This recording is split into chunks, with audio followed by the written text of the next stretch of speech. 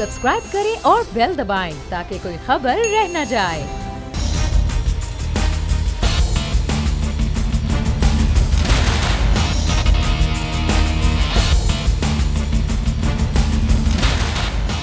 अस्सलामुअलैकुम। The special report with Mudassir Iqbal के साथ हाजिर खिदमत है। नाज़रीन, एक तरफ कोरोना है जिसकी वजह से लॉकडाउन मुख्तलिफ शहरों में, मुख्तलिफ सूबों में, मुख्तलिफ जगहों पर नज़र आ रहा है, लेकिन उस लॉकडाउन के अंदर भी कुछ तब्दीली है कि दो सूबों के अंदर खैबर पख्तूनख्वा पंजाब में कुछ मुख्तलिफ सूरत हाल है, बलोचिस्तान में कदरे मुख्तलिफ सूरत हाल है और सिंध में बिल्कुल एक अलग मनसूबे के तहत लॉकडाउन रखा गया है। लेकिन इस लॉकडाउन के ख़िलाफ़ अब ताजिर हैं, आम लोग हैं, ट्रांसपोर्टर्स हैं, वो खासे बरहम नज़र आ रहे हैं। एक तरफ ट्रांसपोर्ट नहीं चल रही है तो पाकिस्तान तहरीक इंसाफ की जहाँ हुकूमत दो सूबों में है उनके अपने अहकामात है, लेकिन कराची सिंध के हवाले से पाकिस्तान तहरीक इंसाफ का तर्ज़ जो सियासत है वो कदरे मुख्तलिफ नज़र आ रहा है। हम बात भी करेंगे इस सूरत हाल पर कि 18वीं तरमीम की वजह से बिलावल भुट्टो ज़रदारी ने कहा कि हम वुहान बनने से बच गए हैं। साथ ही साथ पाकिस्तान पीपल्स पार्टी के रहनुमाओं का कहना है कि सिंध हुकूमत की पजीराई पर मुखालफीन नाराज़ नज़र आ रहे हैं। हमने बेहतर लॉकडाउन किया है, लेकिन इस लॉकडाउन का क्या खमियाजा भुगत रहे हैं अवाम? क्या सिर्फ और सिर्फ सड़क बंद करने या पेपर पर लॉकडाउन लिख देने या किसी मीटिंग में यह फैसला कर लेने से वाकई इस वक्त लॉकडाउन है? कराची की मुतादिद सड़कें, बाज़ार खुले हैं जो हम अपनी आंखों से देख कर आ रहे हैं। वो तमाम बाज़ार जो मेन सड़कों से हटकर हैं, वहाँ पुलिस भी खड़ी है और दुकानें भी खुली हैं, दुकानों के शटर्स भी खुले हैं, लेकिन लॉकडाउन की रागनी अभी तक वो गाई जा रही है। लेकिन दूसरी जानिब पंजाब के अंदर भी ये सूरत हाल है कि आज एक रिपोर्ट के 1375 वेंटिलेटर्स 12 करोड़ की आबादी में। सवाल यहाँ पर पैदा होता है कि पिछले 1.5-2 साल में पाकिस्तान तहरीक इंसाफ ने भी कुछ नहीं किया, तो दूसरी जानिब 10 साल पाकिस्तान मुस्लिम नून की हुकूमत के होते हुए भी सिर्फ 1375 वेंटिलेटर्स। ये हुकूमतों की कारकर्दगी है। सवाल किया जाए तो फिर उनकी नाराज़ी सामने आ जाती है। हम बात करेंगे, हमारे साथ इस वक्त मौजूद हैं नज़ीर लगारी साहब, काफ़ी तजज़ियाकार, एडिटर इन चीफ बोल। बहुत शुक्रिया लगारी साहब आपके वक्त का। सर, एक तरफ तो हम ये देख रहे हैं कि 18वीं तरमीम है, इधर से एक बयान आ जाता है, सिंध से एक बयान आ जाता है, वफाक के कुछ लोगों की जानिब से। ये 18वीं तरमीम का मामला सिर्फ बयानबाजी, सियासत से हटकर कुछ और नहीं है, क्योंकि जब तक ये मामला पार्लियामान में जाएगा नहीं, डिस्कस होगा नहीं, वोट होगा नहीं, तो ये तब्दील नहीं हो सकता। इस वक्त ज़रूरत है इसकी सियासत की जाए ऐसे मामलात पर, जब पूरी कौम कोरोना से बचने के लिए लॉकडाउन के अंदर कोई ना कोई SOPs बनाकर मामलात खोलने की जानिब सोच रही हो। असल में तवज्जो हटाने वाली बात है। ये चाहते ये हैं कि लोगों की तवज्जो असल इशू से हटी रहे। कोरोना के दौरान क्या हुआ वो तो सुप्रीम कोर्ट में चीज़ें सामने आ गई हैं, हुकूमतें क्या कर रही हैं वो भी बातें सामने आ गई हैं। असल बात यह है कि कोरोना के सिलसिले में इनकी पॉलिसीज़, इनकी स्ट्रेटजीज़, इनकी हिकमत अमली, इनका तरीक़ाकार फेल हुआ है, जिसका इजहार सुप्रीम कोर्ट के ऑब्जर्वेशन से होता है। इस वजह से शायद ये अपनी के लिए मास्टर्स की तवज्जो हटाने के लिए, चूँकि फिर आगे फिर सुप्रीम कोर्ट में पेश होना है, तो हुकूमतें किसी न किसी रागनी को छेड़ेंगी। एक ऐसी रागनी जिसका कोई सुर ताल नहीं होगा, जिसका कोई ताल्लुक नहीं होगा, जिसका कोई मौका नहीं होगा, उसको छेड़ा जा रहा है। 18वीं तरमीम के बारे में इमरान खान के मेरे पास वो क्लिप्स भी मौजूद हैं जिसमें वो ये कह रहे हैं कि 18वीं तरमीम ने डिवोलेशन किया और डिवोलेशन की वजह से हमने खैबर पख्तूनख्वा में डिलीवर किया, और वो उसके बड़े वकील नज़र आते हैं ऐसे क्लिप्स में। फिर उनके वज़रा, उनके साथी, उनके रुफ़क़ाए कार 18वीं तरमीम को मसला करार दे रहे हैं, जबकि ये मसले के हल के तौर पर सामने आई। तो अब वैसे भी नहीं छेड़ा जा सकता है। पार्लियामेंट का इजलास कहाँ हो रहा है? पार्लियामेंट का इजलास रिक्वेजेशन के बावजूद नहीं होता है। पार्लियामेंट का इजलास हो भी नहीं सकता है। दुनिया में तमाम ऐवान, तमाम पार्लियामेंट, तमाम कांग्रेस, तमाम जो है वो इस वक्त मुअत्तल है। कोई चीज़ नहीं, ना डोमा हो रही है, ना कांग्रेस हो रही है, ना लोकसभा हो रही है, ना ब्रिटिश पार्लियामेंट हो रही है। हर जगह पर ताले पड़े हुए हैं। हमारे यहाँ भी यही सूरत हाल है। हमारे यहाँ हाउस नहीं हो सकता, और फिर अगर हाउस मीट भी करे, अगर पार्लियामेंट आ भी जाए, तो मौजूदा हुकूमत के पास सिंपल कानून साजी के लिए मसाइल बढ़ जाते हैं कि वो सिंपल कानून साजी नहीं कर सकती, इसलिए कि उसकी वो हैसियत नहीं है सेनेट के अंदर, वो कौमी असम्बली में कुछ पास करे तो आगे नहीं चल सकती। अब कहाँ उनके पास 2/3 अक्सरियत है, बेवक्त की रागनी है जो गाई जा रही है। ये इस वक्त बेवक्त की रागनी के अलावा कुछ नजर नहीं आ रहा। 18वीं तरमीम का मामला करते हैं इस वक्त राना सनाउल्लाह साहब, पाकिस्तान मुस्लिम नून के सीनियर रहनुमा, मुस्लिम नून पंजाब के सदर हैं। बहुत शुक्रिया राना साहब आपके वक्त का। हम ये देख रहे हैं कि ये 18वीं तरमीम का एक अचानक से मामला सामने आ गया। जब गवर्नेंस के ऊपर सवालात होने शुरू हुए तो पहले वफाक से ये उठा, फिर जवाब सिंध से आ रहा। ये सर जब ये पार्लियामेंट का इजलास भी नहीं हो रहा है, कोई चीज़ भी नहीं है, ये बेवक्त की चीज़ें छेड़ने की कोई आपको समझ आ रही है कि 18वीं तरमीम जिस पर तमाम जमातें मुत्तफिक थीं उसको छेड़ दिया जाए?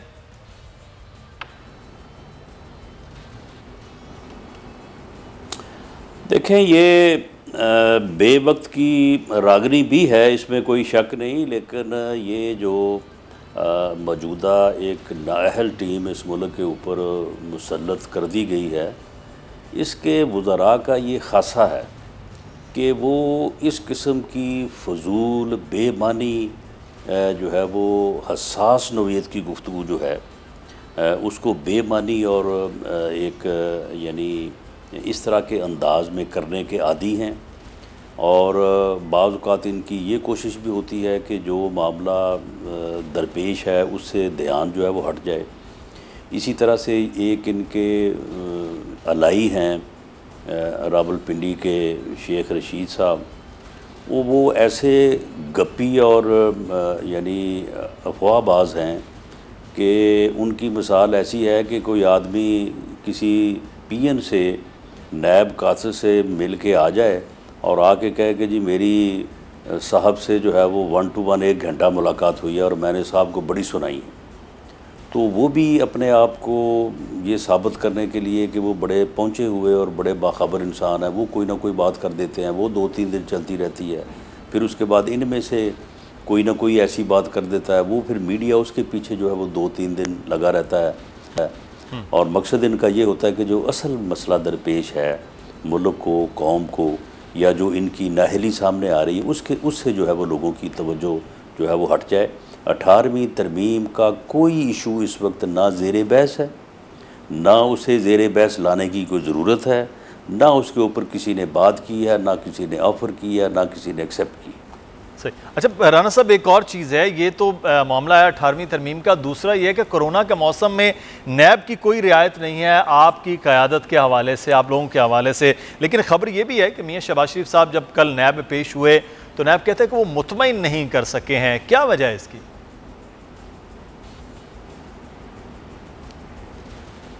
नहीं, वो इसलिए ये ख़बर आई कि वजह ये है कि नैब जो है ये एक पॉलिटिकल इंजीनियरिंग का हथियार है मौजूदा हुकूमत का।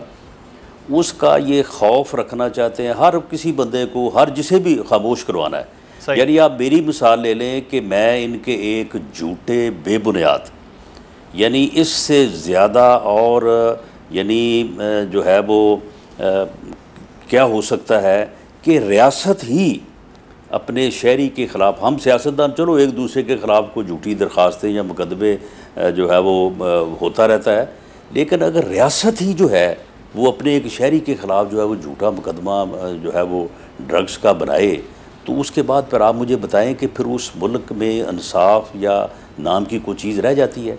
अब मैं 6 माह रहा हूँ उसमें। अब 6 माह के बाद जब मेरी हाई कोर्ट से ज़मानत हुई है 24 दिसंबर को, 2 दिन जो है वो मुचलके वगैरह देने में लग गया। 26 तारीख को मैं बाहर आया हूँ, 27 तारीख को नैब का आदमी नोटिस लेके खड़ा था। मकसद क्या? मकसद ये कि ये नैब का नोटिस होगा तो राना सनाउल्लाह कोई बात नहीं करेगा। ये यानी वो यानी चीज़ आप उसे कह लें कि तलवार लटकाए रखना या एक खौफ बनाए रखना, ये हर उस बंदे के ख़िलाफ़ जिसे ये समझते हैं कि ये सियासी तौर पे हमारा मुखालफ है या हमारे ख़िलाफ़ कोई बात कर सकता है, उसके ख़िलाफ़ ये नैब की कोई ना कोई कार्रवाई। अब कल मियाँ शहबाज शरीफ साहब को पेश होने के फ़ौरन बाद, यानी अभी मेरा ख़्याल है वो वहीं पे थे, अभी वो गेट क्रॉस हुए तो साथ ही कह दे हम इनके जवाबों से मुतमईन नहीं है। वो भाई आपने सुनते ही आप गैर मुतमईन हो गए। मकसद सिर्फ ये कि हम मुतमईन नहीं हैं और हम 2 जून को दोबारा बुला लें, ताकि अगर 4 जुलाई का जो है वो असर ज़ायल होगा कि जी चलें ठीक है पेशी हो गई अब आगे देखेंगे, तो फौरी तौर पे 2 जून का जो है ना वो एक जो है ना वो तलवार लटका दें कि जी बस अब 2 जून तक आपके पास मोहलत है। मकसद ये कि वो तमाम पॉलिटिकल फोर्सेस जो इनको कोई अकल की बात कह रही है, जो इनको कोई समझाने की लेकिन राना साहब वो तो कहते हैं कि हुकूमत तो खुद अपने भी लोगों के खिलाफ नैब के कार्रवाइयां हो रही हैं, वो जो है वो खौफजदा रहे हैं। हुकूमत तो खुद अपने लोगों के खिलाफ भी, आप देखें ना चीनी और आटा स्कैंडल के हवाले से मामलात हैं, वो कह रहे हैं खुद उनके खिलाफ अब फ्रेंसिक उनकी रिपोर्ट हो रही है, वो थोड़ा सा डिले हो रही है। हुकूमत तो कहती है कि हम तो सब के खिलाफ जो है वो कर रहे हैं कार्रवाई, सिर्फ अपने पॉलिटिकल जो मुखालिफिन हैं उनके खिलाफ ही नहीं।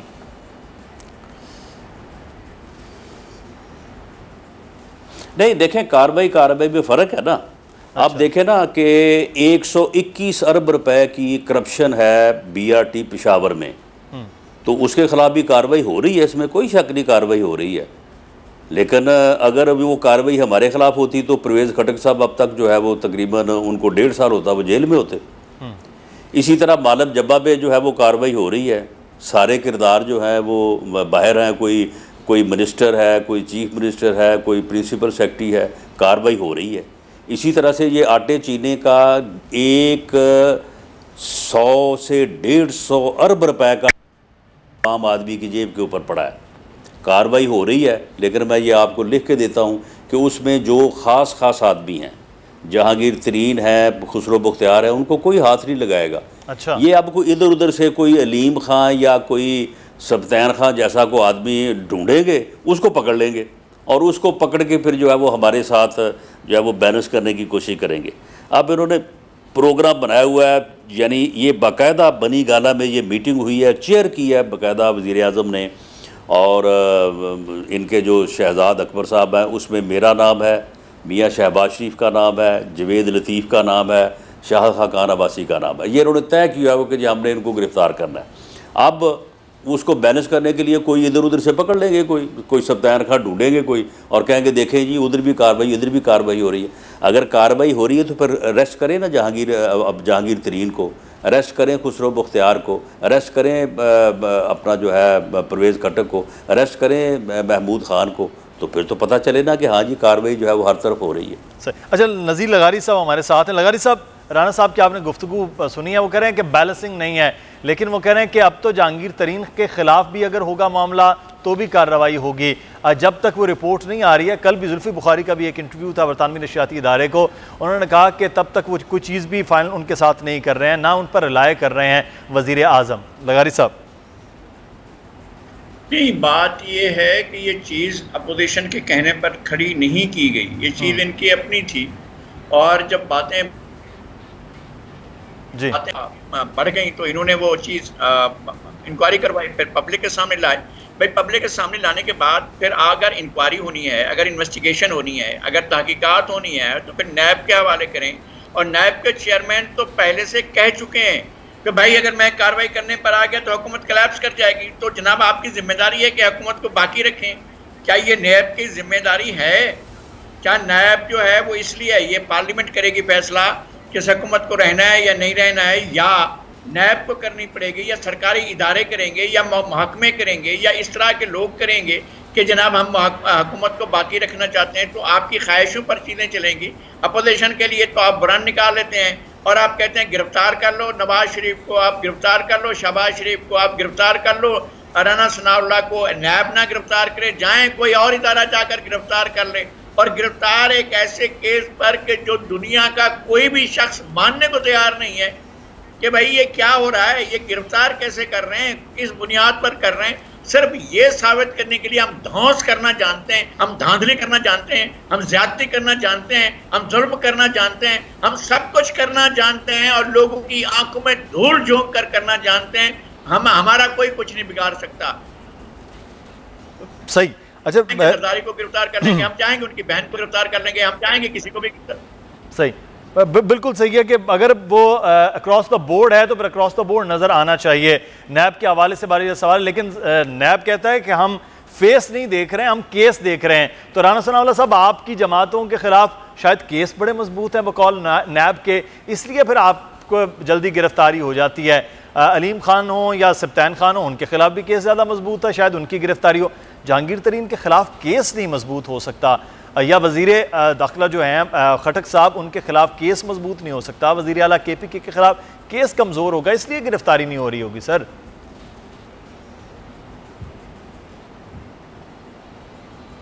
देखें, केसों की मजबूती या कमज़ोरी का तो हमारे केसेस में जिन लोगों की किसी की साल बाद, 1.5 साल बाद, 6 माह बाद बेल हुई है, तो उसमें तो जो कोर्ट्स ने ऑब्ज़र्व किया है तो वो तो आपके सामने है कि अदालतों ने अब, लेकिन अब मामला ये है कि देखें ना, जब नैब एक आदमी को अरेस्ट करती है तो 90 दिन तो उसका रिमांड हो गया, 3 माह तो वो गए ना, उसके बाद 3 माह बाद ये जान छोड़ेंगे, वो आदमी जो है वो हाई कोर्ट तक पहुंचता 6 माह तो उसको वहाँ पे लग जाते हैं, और वहाँ पे अगर कोई 2-4 तारीखें पड़े तो ये तो फिर 6 माह साल का मामला हो गया ना। सही।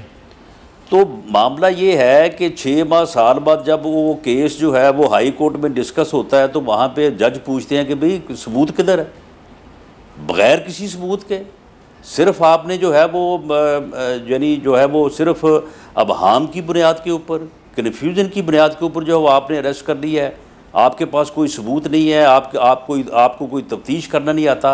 यानी जिस किस्म के रिमार्क्स हाई कोर्ट और सुप्रीम कोर्ट से इनके केसेस में जो है वो दिए गए हैं, अब ख्वाजा साद रफ़ीक की जो है वो बेल हुई है तकरीबन 1.5 साल बाद, और उस दिन मैं कमरा अदालत में मौजूद था।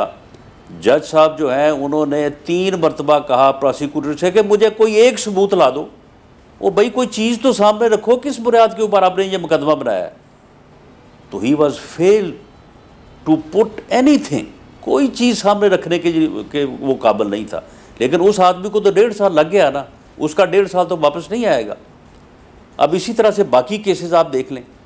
तो मामला ये है कि ये पकड़े ना जहांगीर तरीन को, और उसको बाद फिर साल बाद पता चल जाएगा, चले ठीक है, अगर मजबूत नहीं होगा, कमज़ोर होगा तो वो भी हमारी तरह बेल आउट हो जाएंगे। खुसरो मुख्तियार को पकड़ें, परवेज़ खटक को पकड़ें, ये जुल्फ़ी बुखारी की इंक्वायरी में इसको क्लियर कर दी, इसको पकड़ते ना, इसको पकड़ के 6 महीने बाद चले ठीक है, ये भी इसका भी केस कमज़ोर होता, ये भी जो है वो बाहर निकल आता। तो मामला ये है कि ये जो मामला है, हाँ चेयरमैन नैब ने एक मरतबा वाकई प्रेस कॉन्फ्रेंस की थी और ये नज़र आता था कि वाकई वो अब जो है वो केस देखेंगे, फेस नहीं देखेंगे। और उन्होंने ये भी कहा था कि देखें सारे केस तैयार हैं, हर चीज़ तैयार है और हम जो है वो अब इनको पकड़ने जा रहे हैं। मैं तो सिर्फ इसलिए थोड़ा लिहाज कर रहा हूँ कि एक आदमी की सेहत बड़ी कमज़ोर है, अगर उसको पकड़ा तो कहीं उसको कुछ हो ना जाए। अब सारी दुनिया को पता है कि वो किसके मतलब बात कर रहे थे। इसी तरह उन्होंने कहा कि जी जो है वो गवर्नमेंट ना गिर जाए, जिस तरह से लगारी साहब फरमा रहे थे। तो उसके बाद फिर क्या हुआ, उसके बाद जनाब एक वीडियो जो है वो वायरल हुई है और उसके बाद फिर जो है बाद में फिर आपको पता ही है कि उसके बाद हवाओं का रुख बदलते बदलते जो है वो बदल नहीं सका, फिर हवाओं से नैब नहीं गुजरी, हवाओं के रुख बदल नहीं पाए हैं जो जिसका कहा जा रहा था। ठीक है, हमें एक ब्रेक की जानिब जाना है। राना साहब हमारे साथ बात की है इस वक्त हुकूमत, नैब, अपोजिशन के मामला के हवाले से। ब्रेक के बाद वापस आएंगे, कुछ कोरोना की सूरत हाल के हवाले से बात करेंगे, हुकूमती इक़दामात, हुकूमती दावों के और हकीकत क्या है, इस बारे में बात होगी। राना सनाउल्लाह साहब, नज़ीर लगारी साहब हमारे साथ हैं, आप भी हमारे साथ रहिए।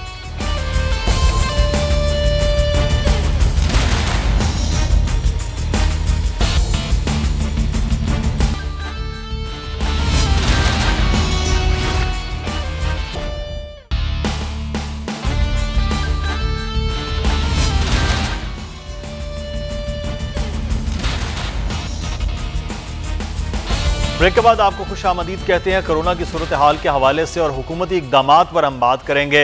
राना सनाउल्लाह साहब हमारे साथ मौजूद हैं, पाकिस्तान मुस्लिम नून के सीनियर रहनुमा, और नज़ीर लगारी साहब इस वक्त हमारे साथ मौजूद है। राना साहब, एक चीज़ आपसे जानना चाहेंगे, बार बार आपकी जानिब से ये तनकीद होती है कि इस हुकूमत ने बेहतर तौर पर इक़दामात नहीं किए हैं। यहाँ पर लॉकडाउन की सूरत हो, आवाम को रिलीफ के मामला हों, लेकिन हुकूमत कह रही है कि 12,000 रुपया फ़ी ख़ानदान पहले उन्होंने दिया, फिर बेरोज़गारों के लिए 12,000 रुपये का बाकायदा तौर पर पैकेज हो गया है, छोटे ताजरों के लिए उन्होंने पैकेज दिया है, एक्सपोर्टर्स के लिए पैकेज किया। इतना बड़ा रिलीफ पैकेज उन्होंने कहा माजी में कभी नहीं दिया गया, फिर भी आप तनकीद करते हैं।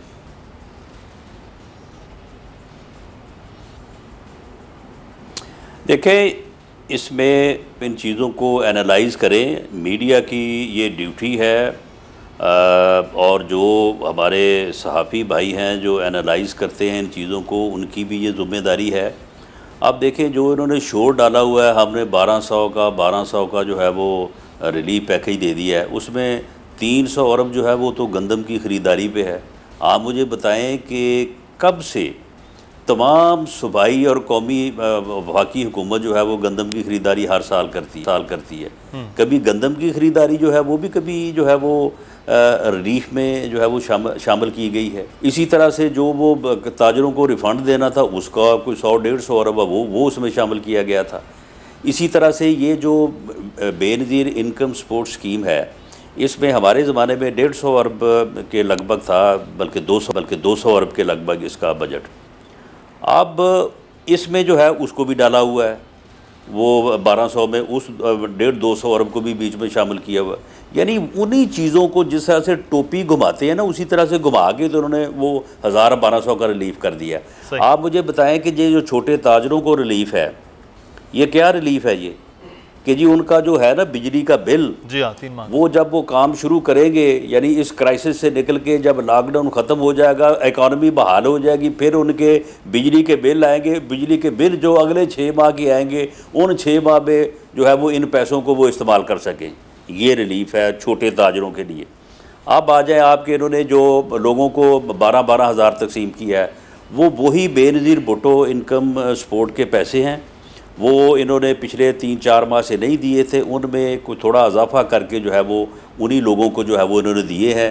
पहले उनको घरों में जाते थे, एक लगा बदा तरीक़ाकार था, उनको जो है वो ख्वार नहीं होना पड़ता था, आगे लाइनों में नहीं लगना पड़ता था। अब इन्होंने ये किया कि उस तरीक़ाकार को ख़त्म करके उनको सबको कहा कि आप लाइनों में आगे लगें और यहाँ पे जो है वो उनको जो है वो पैसे तकसीम किए जाएंगे। हाँ, एक काम इन्होंने करना है, वो मैं बिल्कुल, हमें भी उस बात की खबर है। ये इन्होंने कहा कि बेरोज़गारों को भी जो है वो हम जो है वो 12-12 हज़ार रुपया या इससे ज़्यादा या कम जो भी मुकर्रर करेंगे कि बेरोज़गारों को हम पैसे देंगे। हाँ, उसके लिए इन्होंने एक टाइगर फोर्स बनाई है।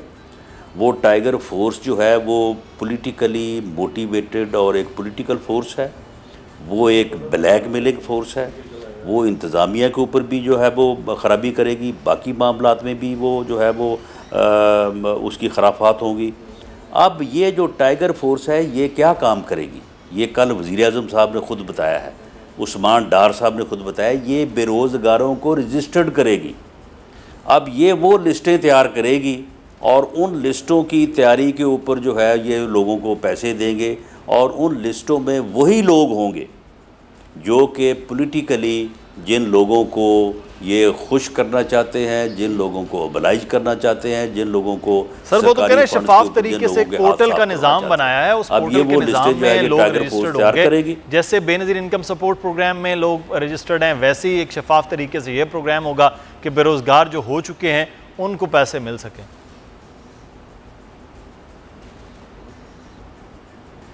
ये टाइगर फोर्स जो है, ये टाइगर फोर्स जो जिन लोगों ने वहाँ पे इनको रजिस्टर होने के लिए कॉल किया या उन्होंने अपनी आइडेंटिटी भेजी, वो बाकायदा हर डिस्ट्रिक्ट में आई है। हर डिस्ट्रिक्ट में इनके जो MNA MPs उन्होंने बैठ के वो लिस्टें चेक की हैं। उन लिस्टों में से जिन लोगों को इन्होंने, अच्छा राना साहब इस पे फिर जान लेते हैं हुकूमती मौक़िफ़ कि ये सिर्फ और सिर्फ अपने पॉलिटिकल जो लोग हैं उनके लिए होना। क्या शहबाज गिल साहब हमारे साथ मौजूद हैं, बहुत शुक्रिया जी। मैं जवाब आपका जाना तो ये जी राना साहब, शहबाज गिल साहब, डॉक्टर साहब ये बताइए कि ये जो टाइगर फोर्स के जरिए जो रजिस्ट्रेशन और पोर्टल के जरिए रजिस्ट्रेशन है, ये आप अपने लोगों को नवाजने का एक मामला करने लगे हैं जो बेरोजगारों को दिया जाएगा 12,000? बिस्मिल्लाहिर्रहमानिर्रहीम। देखिए जी, एक तो जो रजिस्ट्रेशन है वो सिर्फ रजिस्ट्रेशन से किसी को पैसा नहीं मिल जाना, पहली तो ये गलत फहमी है। सही, रजिस्ट्रेशन होनी है तो उसका डेटाबेस में चेक होना है, वो ट्रांसपेरेंट होगा, कोई भी गलत होगा तो कोई भी पॉइंट आउट कर सकता है, जैसे पहले इमरजेंसी कैश प्रोग्राम किया गया है। तो ये सिर्फ रजिस्टर्ड करने से, अब आप रजिस्टर अपने आप को कर देंगे तो आपको पैसे नहीं मिल जाने, मुझे नहीं मिल जाने। वो जो भी डेटाबेस में जो एक नेशनल इदारे हैं उनका बना हुआ है, पहले का भी बना हुआ, उसके अंदर जो लोग हैं जो वाकई हकदार बनेंगे उनको दिया जाएगा जांच पड़ताल के बाद, पहली बात। दूसरी बात ये कि ये जो टाइगर फोर्स है या कोई भी फोर्स है, ये पूरी दुनिया में बनाई गई है, कोई यहाँ पे सिर्फ थोड़ी है। आप स्कॉटलैंड देख लें, यूके देख लें, पूरी दुनिया के अंदर लोगों ने ये फोर्स बनाई है और उनसे ऐसे काम लिए जाते हैं जब गवर्नमेंट को उनकी जरूरत होती है या किसी भी सोसाइटी को उनकी जरूरत होती है। आप फॉर एग्जाम्पल आप ये कहते हैं कि इसमें पीटीआई के लोग होंगे, तो कंप्यूटर खुला पड़ा है, नून वाले भी अपने रजिस्टर कर लें बैठ के, इनको कौन सा रोका है? आप देखें ना, ये यही कह रहे हैं कि वो टाइगर फोर्स वाले बैठ के रजिस्टर करेंगे तो इनके अपने लोगों को दे देंगे, तो ये अपने लोगों को रजिस्टर कर लें उसके ऊपर, ये 500 बंदे को रजिस्टर कर लें, अगर उनमें से 500 के 500 ही क्वालिफाई करेंगे तो जरूर देंगे अगर वो हकदार हुए, अगर वो हकदार हुए तो नहीं देंगे। ये तो तब हो ना कि ये इक्वल अपॉर्चुनिटी रही। उनको सिर्फ ये रिक्वेस्ट की गई है कि जो इमरजेंसी कैश प्रोग्राम था उस पर रजिस्ट्रेशन मैसेज के थ्रू भी हो सकती थी, क्योंकि सिंपल शनाख्ती कार्ड नंबर भेजना था। इस प्रोग्राम में हमें हकायक थोड़े ज्यादा चाहिए, इस प्रोग्राम में हमें उनसे थोड़ी ज्यादा इंफॉर्मेशन चाहिए, किसके लिए काम करते थे, कितना काम करते थे, क्या पैसे मिलते थे उन्हें। तो इस वजह से कंप्यूटर पे रजिस्ट्रेशन होगी और वो बहुत सारे लोग खुद नहीं कर सकते कंप्यूटर पे जाके रजिस्ट्रेशन। तो डॉक्टर साहब एक सवाल यहाँ पर ये है कि इसका मतलब है कि आप ठीक है जो आप कह रहे हैं कि वो ट्रांसपेरेंट होगा, कोई भी कर सकता है। सिंध में अगर टाइगर फोर्स काम ही नहीं करती है तो यहाँ का जो बेरोजगार है वो तो फिर रजिस्टर्ड नहीं हो पाएगा, क्या वो खुद से फिर वो करे? अगर टाइगर फोर्स ही नहीं काम करती है तो फिर जो आप रिलीफ देना चाह, जो आपने प्लान किया है वो यहाँ पर किसी को नहीं मिल पाएगा। अच्छा, अब ये बड़ा इंटरेस्टिंग बात है। देखिए, आप एक मिनट के लिए अज्यूम कर लीजिए कि टाइगर फोर्स मौजूद नहीं है, अज्यूम कर लीजिए, हमने ये प्रोग्राम ऑफर किया, तो लोग किसी तरीके से तो रजिस्टर करेंगे ना जी, करेंगे ना रजिस्टर किसी तरीके से। हमने तो सिर्फ एक ऑप्शन दिया टाइगर फोर्स का।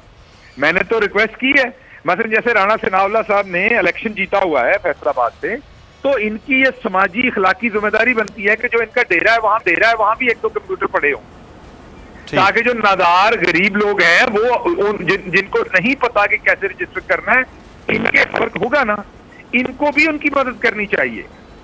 आप भी जिस गली में रहते हैं वहां पे अगर कोई मजदूर है या आपका कुक है या आपका ड्राइवर है, उसका कोई भाई है जो नौकरी से निकल गया है या उसका कोई वालदा है या कोई भी है, आपको भी चाहिए कि आप अपने कंप्यूटर के थ्रू, आप एक टीवी एंकर हैं, लेकिन आपको भी चाहिए कि आप अपने कंप्यूटर के थ्रू उनकी मदद करें। राणा साहब भी करें, तमाम। मैं राणा साहब से पूछ, राणा साहब मैं ये कहता हूं कि इनके जितने भी मेंबरान हैं सूबाई और कौमी असेंबली, हारे हुए जीते हुए, इस मौके पर उनको अपने अपने राणा साहब का तो डॉक्टर साहब मैं राणा साहब से जवाब ले लेता हूँ। राणा साहब का तो ताल्लुक भी ऐसे शहर से है, फैसलाबाद से, जो मजदूरों के हवाले से सबसे बड़ा शहर है, कारोबार के हवाले से बड़ा शहर है। राणा साहब तो डॉक्टर साहब तो ऑफर कर रहे हैं कि कोई भी रजिस्टर्ड कर ले, आपके अपने डेरे में बैठ के लोग रजिस्ट्रेशन शुरू करें, तो अच्छा है कि ये हुकूमत का पैसा नहीं है, ये रियासत का पैसा है, कौम का पैसा है, वो उनको मिल जाए जरूरतमंदों को।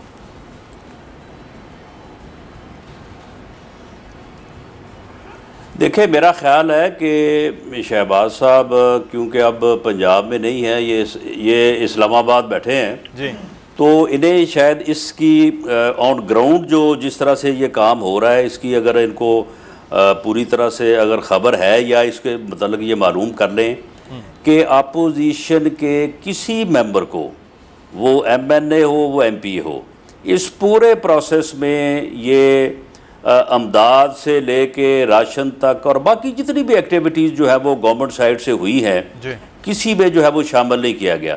जो इनकी डिस्ट्रिक्ट एडमिनिस्ट्रेशन है, डिस्ट्रिक्ट एडमिनिस्ट्रेशन का ये काम है ना कि वो अगर जो गवर्नमेंट साइड के, ट्रेजरी साइड के जो MNA MPs हैं उनके साथ वो मीटिंग्स करते हैं, उनको मीटिंग्स में बुलाते हैं, उनके साथ वो बात करते हैं, उनसे वो जो भी प्रोग्राम गवर्नमेंट साइड से है वो उसको डिस्कस करते हैं, जो उसमें मदद लेते हैं। तो ये एक ऐसा मौका था कि इसमें पूरी कौम को जो है वो यकजहती का मुजाहरा करते हुए हर किसी को हिस्सा लेना चाहिए था, और अपने अपने तौर पे सारे ले भी रहे हैं। तो इसमें किसी अपोजिशन इलेक्टेड मेंबर को जो है वो शामिल नहीं किया गया। दूसरा ये कहा गया, मुतालबा किया गया कि जी देखें, बल्दियाती अदारे जो हैं वो इस मकसद के लिए बहुत ज़्यादा जो है वो मददगार साबित हो सकते हैं। बल्दियाती अदारे जो है वो KPK में है, वो सिंध में है, बलूचिस्तान में भी है, लेकिन पंजाब में जो है वो उन अदारों को ख़त्म कर दिया गया है। सिंगल एक यानी जो है वो सेक्रेटरी लोकल गवर्नमेंट के ऑर्डर से उन अदारों को जो है वो पंजाब गवर्नमेंट ने डिसॉल्व कर दिया है। सही। उन अदारों को जो है वो बहाल किया जाए, चलें अगर मुस्तकिल नहीं तो वक्ती तौर पे बहाल कर दिया जाए, क्योंकि अभी इलेक्शन होना मुमकिन नहीं है, ताकि उन अदारों को हर गली से हर महल्ले से काउंसलर है, नाज़म है, चेयरमैन है, सारे हैं, तो ताकि वो जो है वो काम कर सके। लेकिन उसके ऊपर भी कोई तवज्जो नहीं दी गई, इस शुबे से कि ये जो बल्दियाती लोग इलेक्ट हुए हैं, जो लोग चेयरमैन या जो लोग मेयर और डिप्टी मेयर्स और काउंसलर मुंतखब हुए हैं, उनका तल्लक जो है वो मुस्लिम लीग नून से है, तो लिहाजा उनको इस पूरे प्रोसेस में शामिल ना किया जाए। मैं डॉक्टर साहब से ये बात करते हैं। डॉक्टर साहब, इस्लामाबाद में बैठकर आपका अंदाजा पंजाब के बारे में जो राणा साहब कह रहे हैं कि वो उस तरह नहीं है जिससे पहले आप पंजाब में बैठते थे। अब दूसरा कह रहे हैं कि जब इलेक्टेड मेंबर्स हैं तो उनको वो वहाँ के वोट लेके आए हैं 2 लाख, 1.5 लाख, 50,000, तो उनको शामिल प्रोसेस में कर लेना चाहिए। आप अपोजिशन को किसी प्रोसेस में शामिल क्यों नहीं करना चाह रहे हैं? अच्छा, इसमें मैं आपको बताता हूँ, इसमें पार्शली राणा साहब की बात ठीक है, वो इस तरह से ठीक है कि इवन हुकूमत के जो MNAs हैं, जो हुकूमत के मेंबर पार्लियामेंट हैं, उनका भी यही एतराज है कि उनको जो एहसास प्रोग्राम की रजिस्ट्रेशन है उसमें एक्सेस नहीं दी गई। ठीक है जी, ये मैं सुनता भी रहता हूँ, मेरे सामने मैं एविडेंट है सारी चीजें मेरे सामने, मैं विटनेस हूँ इन सारी चीजों का। तो उसकी क्या वजह? ये जिस तरह राणा साहब कह रहे हैं, बल्कि इससे ज्यादा, क्योंकि राणा साहब तो वो तो अपना जो गिला कर रहे हैं वो कर रहे हैं अपोजिशन के तौर पर, लेकिन आप सोचें जब हुकूमती अरकान इसका गिला करते हैं तो वो और भी शद्दोमत से करते हैं। तो बुनियादी तौर पर ये एक प्रिंसिपल डिसीजन हुआ था कि एहसास प्रोग्राम जो है उसको सियासत से दूर रखना है, ना गवर्नमेंट की सियासत उसमें इन्वॉल्व करनी है, ना अपोजिशन की। ये इमरान खान साहब का फैसला था। ये स्टेट का पैसा है। ये एक सिस्टम के तहत डॉक्टर सानिया निश्तर जो हैं वो एक इंतहाई मैं ये कहूंगा प्रोफेशनल, ईमानदार और फर्जशनास एक शख्सियत है। उनके नीचे ये प्रोग्राम उनको इंश्योर करने के लिए कहा गया कि किसी किस्म की पॉलिटिकल इन्वॉल्वमेंट नहीं होगी। और मैं आपको सिर्फ सियासी बयान नहीं दे रहा, मैं इस चीज का विटनेस हूं। बहुत सारी मीटिंग्स में उन पे बहुत सारा अटैक किया गया हमारे मेंबरान की तरफ से भी कि जी हमें इन्वॉल्व नहीं किया जाता इसकी रजिस्ट्रेशन में और दूसरी चीजों में। अब जो बात राणा साहब कह रहे हैं कि ये जो प्रोग्राम है टाइगर का, क्योंकि इसमें किसी किस्म का पैसा इन्वॉल्व नहीं है, मैंने जैसे बताया। अब जैसे नजीर लगारी साहब आपके साथ बैठे हैं, अब लगारी साहब का कोई दफ्तर होगा, ब्यूरो होगी, वहां पे लोग होंगे, मैं लगारी साहब से रिक्वेस्ट करता हूँ रजिस्टर करें। इसमें तो आपने गरीब आदमी जिससे कंप्यूटर चलाना नहीं आता उसको आपने मदद करनी है कि वो डेटाबेस में अपने क्वाइफ डाले। ये इतनी सी बात पे हमने टाइगर फोर्स को, ये ऐसे ही है जैसे फॉर एग्जांपल किसी जगह के ऊपर लॉकडाउन करना पड़ता है और उस लॉकडाउन के लिए आपने को बोरियां उठा के अंदर भेजनी है, कोई और चीजें। कल आपने सुना डॉक्टर फुरकान की डेथ हुई कराची में, उनकी जो बेवा है उनका कल एयरवाई के ऊपर एक बीपर था, एक उन्होंने गुफ्तगू की, उसके ऊपर उन्होंने बताया कि इवन एम्बुलेंस वाले हाथ नहीं लगा रहे थे उनके हस्बैंड को कि उनकी कोरोना से डेथ हुई है। तो आप मुझे बताइए कि अगर अल्लाह माफ करे, अभी भी इसका चांस है ये स्प्रेड हो जाए, अगर अल्लाह माफ करे स्प्रेड हो तो लोगों को दफनाना होगा, लोगों को उनके और बहुत सारे मामलात होंगे। तो उसमें भले वो राणा साहब के कारकुन हो, भले हमारे हों, वो किसी के भी हों, उन्हें टाइगर फोर्स में आना चाहिए और मिलके इस टाइम काम करना चाहिए। किसी की सियासत नहीं है। मैं दोबारा राणा साहब को इन्वाइट करता हूं, ये अपने डेरे पे, जैसे हमने टाइगर फोर्स को कहा, ये अपने बना ले फोर्स, जो भी नाम इन्होंने रखना है सही, ये अपने डेरे पे 4-5 कंप्यूटर लगाएं, वहां से लोगों को रजिस्टर करें। अगर उनमें जो वाकई हकदार है उनको ना मिले तो ये मैं जिम्मेदार होगा इस चीज का। जो क्राइटेरिया बनेगा वो बिल्कुल शफाफ पूरे मीडिया के सामने वेबसाइट पे डाला जाएगा, किस शनाख्ती कार्ड नंबर को मिला, किसको मिला। आपको मैं एक बात बताता हूँ, सिंध में तो हमारा अंदरून सिंध में तो बहुत कम वोट है ना कंपैरेटिव टू पीपल्स पार्टी। अगर आप देखें तो जो एहसास कैश प्रोग्राम है उसमें अभी तक जो है वो 27 से 28 लाख घरानों को तकरीबन 30 अरब हम जो है वो कर चुके हैं। सर वो तो कहते हैं कि बिशप के रजिस्टर्ड शुदा है लोग हैं ऑलरेडी, पार्टी का वोट बैंक का एरिया है। सही नहीं डॉक्टर साहब, वो तो कहते हैं बिशप के रजिस्टर्ड लोग हैं ऑलरेडी जिनको आपने पहले मरहले में दिया। अब इस बात को यहाँ जरा समझिए जरा, ये बहुत इंपॉर्टेंट पॉइंट है। उसमें बिल्कुल इस 1 करोड़ 20 लाख में कोई 35-40 लाख लोग बिशप के भी हैं, जी, क्योंकि इस टोटल 50 लाख थे, 8.5 लाख लोग निकल गए, कुछ बहुत हो गए, मेरी बात आप समझ रहे हैं ना। ठीक। तो 30 से 35 लाख लोग ब्रिसत के हैं। अब यहाँ ये बात समझने की है कि क्या ब्रिसत किसी ने अपने पैसों से शुरू किया था, वो भी एक स्टेट का प्रोग्राम था। बिल्कुल सही। एक फॉरेन डोनर के साथ मिलकर उस टाइम प्रोग्राम बना, स्टेट के इदारों ने रन किया, स्टेट का पैसा दिया गया, चले आपने उस पर अपना नाम लिख लिया, कोई बात नहीं। अब क्या हमने उन लोगों को बाहर निकाला? दोबारा स्टेट का पैसा, हमारा पैसा नहीं है ये। हमने क्या उन लोगों को बाहर निकाला? बिल्कुल नहीं निकाला। वो लोग वही हैं, उनको रहना चाहिए, उनका हक है, उनको भी पैसा दिया गया। उसके ऊपर हमने उन इलाकों से और भी लोग डाले और 1 करोड़ 20 लाख कर दिए, 30,000 35,000 से वो नंबर बढ़ा के। तो कहने का मतलब, और पैसे भी बढ़ाए उनके पर मंथ। तो कहने का मतलब ये कि इसमें किसी किस्म की पॉलिटिकल साइड। अच्छा डॉक्टर साहब, जो आपकी ऑफर है, मैं देखिए हम उसको नहीं ले रहे। बिल्कुल है डॉक्टर साहब, जो आपकी ऑफर है और बात ये है कि ये पैसा ना तो पाकिस्तान तहरीक इंसाफ का है, ना किसी और सियासी जमात का है, ये रियासत का पैसा रियासत के लोगों के अंदर तकसीम हो जाए। मैं लगारी साहब की भी बात आऊँगा, लेकिन सर ऑफर तो अच्छी है राना साहब कि आपके हल्के में देखें, वो एक थोड़ा देहाती एरिया भी आपके हल्के में है, थोड़ा शहरी एरिया भी मिक्सचर है, तो वहाँ तो लोगों को ज़्यादा ज़रूरत होगी कि स्टेट का पैसा है उन तक पहुँच जाए। सर शुरू कर दें कि रजिस्ट्रेशन हो और वो पैसा हकदार तक पहुँच जाए।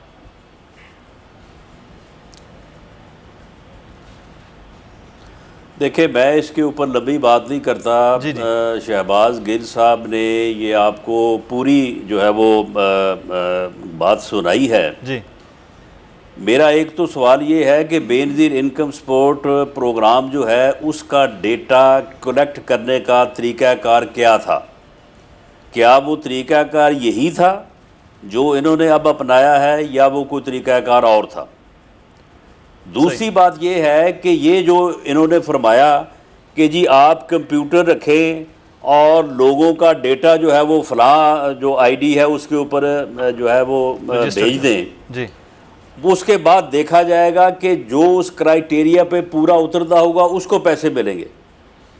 अब आप मुझे ये बताएं कि लॉकडाउन ख़त्म होने को है, जिस दौरान लोगों को ये पैसे चाहिए थे या पैसे देने थे, लॉकडाउन जब ख़त्म हो जाएगा तो फिर हर मज़दूर जो है वो मज़दूरी करे, दुकानदार जो है वो अपनी दुकान करे, फिर वो जो है वो इस तरह से जो है वो मांगे के पैसे क्यों ले? सही। लेकिन चलें, अगर आपने इस पीरियड में लोगों को जिनको नुकसान हुआ उनको आपने कंपनसेट करना है, तो अभी तक आपने यही नहीं बताया कि उनका क्राइटेरिया क्या है।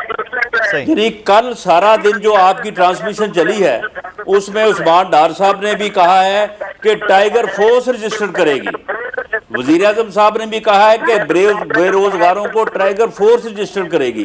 अब आप कह रहे हैं कि कंप्यूटर के ऊपर आपने भेजना है, तो कंप्यूटर के ऊपर जिन लोगों ने अपनी आईडी भेजनी है या अप्लाई करना है उनका क्या क्राइटेरिया, ताकि जिसका क्राइटेरिया बनता हो वो अप्लाई करे, जिसका नहीं बनता वो ना करे। सही। चले, ये क्राइटेरिया के हवाले से कल थोड़ी सी डिटेल भी सामने आई है। लगारी साहब से मैं जरूर कमेंट ले लूँ। लगारी साहब, ये हुकूमत का पैसा, अब रियासत का पैसा वो तकसीम होना है, अब ये ऑफ़र भी आ रही जी, तमाम लोग होंगे, लेकिन बहरहाल आज इम्तियाज़ शेख साहब ने भी कहा कि ये पूरा एक पॉलिटिकल चीज़ें हैं जो सिंध के अंदर टाइगर फोर्स के ज़रिए करने की कोशिश है, वो ख़ास से इसके मुखालिफ भी वो नज़र आ रहे हैं। तो फिर सिंध वाले, इसका मतलब है अगर ये चलता रहा वफाक और सिंध के दरमियान, तो यहाँ तो लोगों के लिए बड़ी मुश्किल हो जाएगी फिर। नहीं, सवाल ये है कि पाकिस्तान के अंदर या किसी और मुल्क के अंदर कोई पार्टी गवर्नमेंट होती है, यानी पार्टी आकर जी आती है, कम्युनिस्ट पार्टी कोई नहीं होती है। कम्युनिस्ट पार्टी के वर्कर्स जाकर सरकारी दफातर में बाकायदा काम करते हैं और सरकारी हैसियत में काम करते हैं।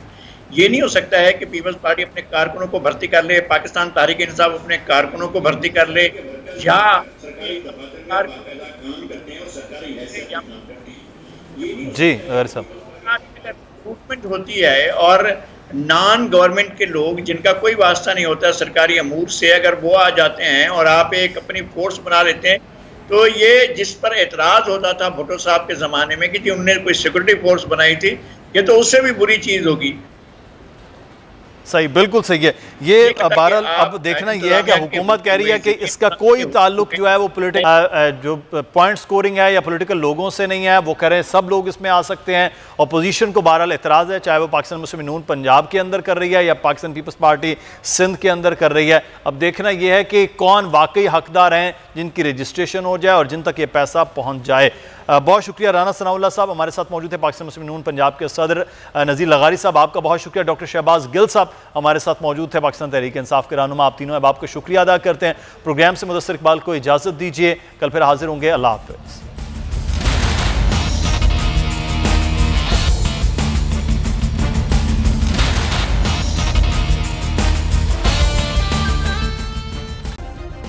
सब्सक्राइब करें और बेल दबाएं ताकि कोई खबर रह न जाए।